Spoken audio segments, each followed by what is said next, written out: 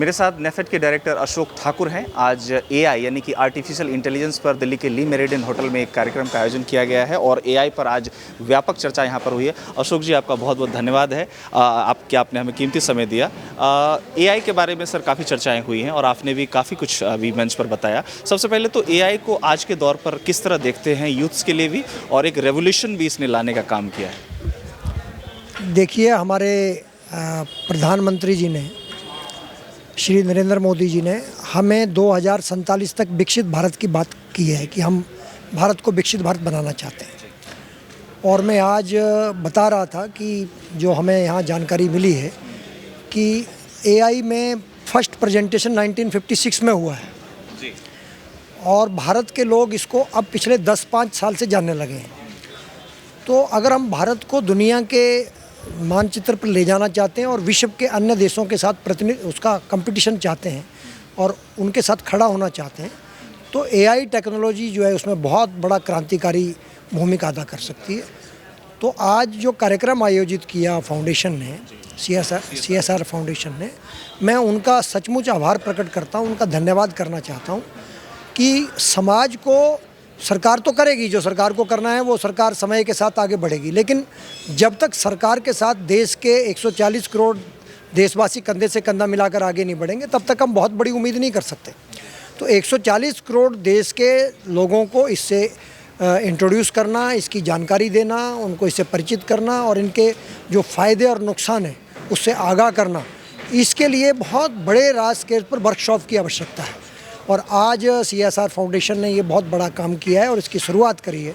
तो मैं उम्मीद करता हूँ कि देश के साथ इस टेक्नोलॉजी को देश की जनता के साथ जोड़ने में ये बहुत बड़ी भूमिका अदा करेगा और यहाँ से जो लोग ट्रेनिंग लेकर जाएंगे वो आम लोगों को इससे जोड़ेंगे, तो उससे देश को बहुत बड़ा फ़ायदा होने वाला है। और हम जो विकसित भारत की बात कर रहे हैं, तो उस विकसित भारत की दिशा में इसके माध्यम से बहुत बड़ा कदम हो सकता है। एक सवाल है सर मेरा आपसे, और इस पर चर्चा भी होती है कि जैसे कंप्यूटर्स आए थे और अब एआई आया है, तो कुछ लोगों के मन में ये शंका है कि इससे जॉब जो है वो थोड़े से आगे पीछे होंगे, और क्योंकि लोगों को लगता है कि एआई जॉब खा जाएगा। लेकिन एक जो रेवोल्यूशन आया है, काफ़ी जॉब अपॉर्चुनिटीज़ भी इससे आई हैं और यूथ उस पर इंटरेस्ट भी ले रहा है। इस सवाल को कैसे देखते हैं आप कि एआई थोड़ा इधर उधर कर देगा चीज़ों को, लाइक इन द जॉब के सेंस? देखिए, कंप्यूटर के समय भी हमारी ये बात हुई थी कि इससे बेरोज़गारी बढ़ेगी, लेकिन मुझे नहीं लगता कि उसके बाद कोई बेरोज़गारी बढ़ी। उल्टा जो है, कंप्यूटर आने के बाद रोज़गार के नए अवसर पैदा हुए। इसी तरह से एआई के क्षेत्र में भी मुझे लगता है कि आने वाले समय में आप देखेंगे कि बहुत सारे रोज़गार जो है उसमें क्रिएशन होगा। तो रोज़गार सृजन जो है ये प्रक्रिया है, और सबसे बड़ी बात यह है कि अगर कोई भी चीज़ आती है तो इनिशियली उसके कुछ खतरे हो सकते हैं। मैंने आज ये बताया है कि एआई के आने से अगर हमें बहुत सारे फ़ायदे हैं, अगर एक्यूरेसी बढ़ेगी, लोगों की समस्याओं के समाधान के लिए अगर सुविधाएं आएंगी, नई चीज़ें आएंगी और समस्याओं को समाधान करने में इसका बहुत बड़ा फ़ायदा होगा, तो इसका नुकसान भी होगा। चाकू सब्जी काटने के काम भी आता है और चाकू किसी का पेट फाड़ने के काम भी आता है। तो इस टेक्नोलॉजी को हम किस तरह से उपयोग करते हैं, और सरकार को भी थोड़ा आगाह होकर इसके आने के बाद इससे जुड़े हुए नियम कायदे जो हैं वो अच्छे बने, ताकि जैसे आजकल डिजिटल अरेस्ट की बात हो रही है, आजकल किसी की, मैं अभी देख रहा था कि आवाज़ की कॉपी कर ले रहे हैं। तो हाँ, मेरी एक एम्प्लॉई का फ़ोन आया कि मेरा भाई एग्ज़ाम देने गया था, पुलिस ने उसको गिरफ्तार लिया, वो फ़ोन पर रो रहा है। वो तो फ़ोन रखवा लिया था उसका एग्ज़ाम में, और कहीं और से ही उसकी आवाज़ में उसके परिवार के लोगों को डराया गया। तो इस तरह से खतरे भी हैं।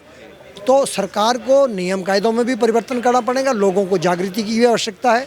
इसका अगर उपयोग करेंगे तो ये बहुत बड़ा क्रांतिकारी परिवर्तन। बैलेंस किस तरह से करना, ये देखना। बैलेंस जो है वो मैं समझता हूँ अवेयरनेस, एजुकेशन, और उसके लिए जो आज का प्रोग्राम है, इस तरह के प्रोग्राम देश भर में होने जरूरी हैं।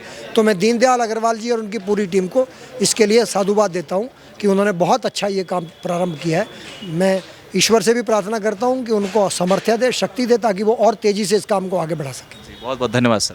जी, थैंक यू वेरी मच।